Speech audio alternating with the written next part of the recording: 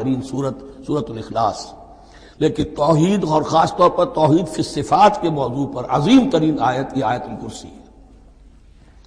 اللہ لا الہ الا ہو، اللہ وہ معبود برحق ہے جس کے سوا کوئی الہ نہیں، بڑا کیٹیگوریکل۔ الحی القیوم، وہ زندہ ہے از خود اور با خود، اس کی زندگی مستعار نہیں ہے۔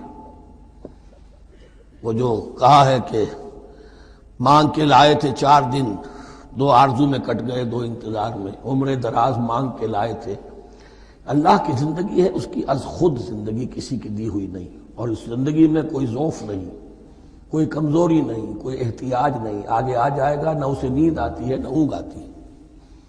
قیوم، خود اپنی جگہ وہ زندہ جاوید ہستی ہے، اور باقی ہر شے کا وجود اس کے حکم سے قائم ہے، کوئی شے قائم نہیں ہے بغیر اس کے اذن کے۔ تو گویا کہ احد اور الصمد، اللہ اپنی جگہ احد، لیکن باقی پوری کائنات کے لیے صمد ہے، جو سورہ اخلاص میں 2 الفاظ آئے ہیں، قل هو اللہ احد اللہ الصمد۔ اللہ حی ہے اور قیوم ہے، لا تاخذہ سنۃ ولا نوم، اس پر غالب نہیں ہو سکتی نہ نیند نہ اونگ۔ لہو ما فی السماوات و ما فی الارض، آسمان اور زمین میں جو کچھ ہے اسی کا ہے، ملکیت تامہ، ملکیت حقیقی اس کی ہے۔ من ذا الذی یشفع عندہ الا باذنہ، کون ہے وہ جو شفاعت کر سکے اس کے پاس مگر اس کی اجازت سے۔ اب یہ مقام آیا ہے سورہ بقرہ میں پہلی مرتبہ، 3 مرتبہ کیٹیگوریکل ڈینائل کے بعد، کوئی شفاعت نہیں، کوئی شفاعت نہیں، کوئی شفاعت نہیں۔ یہاں بھی جو انداز ہے بہت ہی جلالی انداز ہے۔ منظر الذی، کس کی یہ حیثیت ہے، کس کا یہ مقام ہے، کس کو یہ زور حاصل ہے کہ وہ اپنے اختیار کے بل پر، جو اپنی حیثیت کی بنیاد پر شفاعت کر سکے؟ ہاں، جس کے لیے اللہ اجازت دے دے۔ استثناء کے ساتھ شفاعت کا یہاں پر پہلی مرتبہ آیا، ورنہ سورہ بقرہ کے 6 رکوع کی دوسری آیت، واتقوا یوما لا تجزی نفس عن نفس شیئا ولا یقبل منها شفاعۃ ولا یؤخذ منها عدل ولا هم ينصرون۔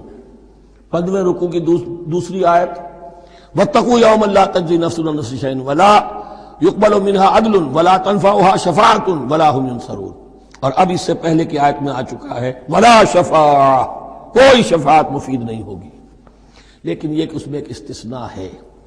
اب یہ ذرا باریک مسئلہ ہے کہ شفاعت حقہ کیا ہے، شفاعت باطلہ کیا ہے، تو دورہ ترجمہ قرآن میں اتنی تفاصیل کے ساتھ بحث نہیں کی جا سکتی، وہ ایک علیحدہ موضوع ہے۔ حال ہی میں نے اس پر اپنے درس میں کاٹ کرا دیے ہیں۔ یعلم ما بین ایدیہم وما خلفہم، وہ جانتا ہے جو کچھ ان کے سامنے اور جو اس کو پیچھے ہے۔ عام طور پر دنیا میں ہم سفارش کرتے ہیں تو کہتے ہیں کہ بھئی میں جانتا ہوں اس شخص کو بہتر، اصل میں جیسا کچھ یہ نظر آتا ہے ویسا نہیں ہے، یا جیسا کچھ فیکٹس آن دی فائل آ گئے ہیں وہ بڑے ہی ڈیسیونگ ہیں، اصل حقائق کچھ اور ہیں اس کیس کے، وہ میں آپ کو بتاتا ہوں۔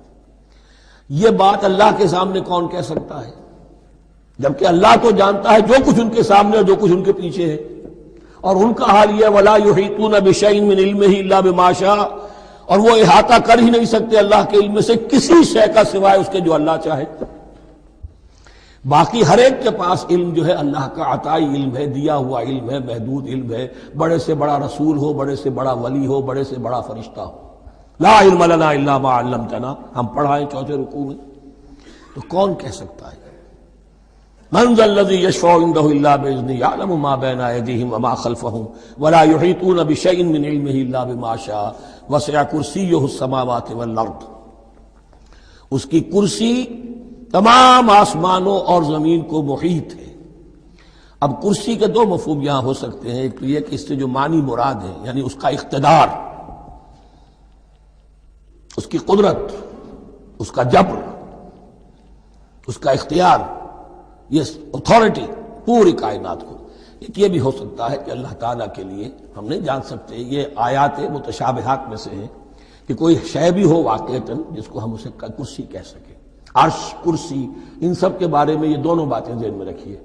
یہ بھی ہو سکتا ہے کہ ان کی کوئی مجسم حقیقت ہو جو ہمارے ذہن سے، ہمارے تخیل سے ماورا ہے، اور یہ بھی ہو سکتا ہے اس سے استعارہ مراد ہو، اس کا اقتدار و اختیار آسمانوں اور زمین پر چھایا ہوا ہے۔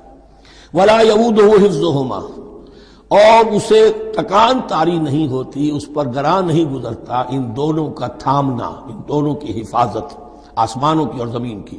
وَهُوَ الْعَلِيُّ الْعَظِيمُ، اور وہ العلی ہے، بلند و بالا اور عظیم ہے، بڑی عظمت والا۔